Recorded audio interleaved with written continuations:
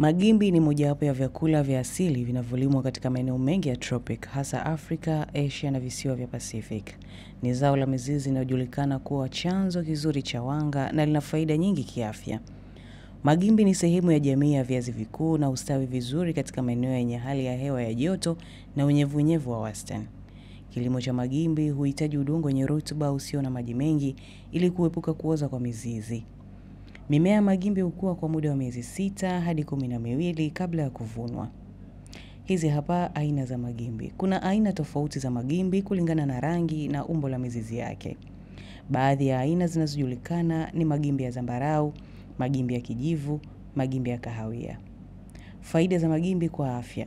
Magimbi yana virutubisho muhimu vinavyosaidia afya ya mwili kwa njia mbalimbali. Kwanza, chanzo bora cha wanga, afya ya mmeng'enyo wa chakula, udhibiti wa sukari mwilini na afya ya moyo. Matumizi ya magimbi katika lishe. Magimbi yanaweza kupikwa kwa njia mbalimbali kulingana na mila na desturi za sehemu husika. Kwanza kwa kuchemsha, kukaanga, kutengenezea unga na kupikwa kwa nazi. Magimbi ni zao la chakula lenye faida nyingi kwa afya na lishe. Licha ya kuwa chakula cha asili, magimbi yanaweza kutumiwa kwa ubunifu mkubwa ili kuongeza thamani katika mapishi ya kisasa. Kwa kuzingatia umuhimu wake wa kiafya na kiuchumi, ni vyema jamii zetu zihamasishwe kuhusu matumizi na uzalishaji wa magimbi kwa wingi. Mimi ni Jacqueline Martin.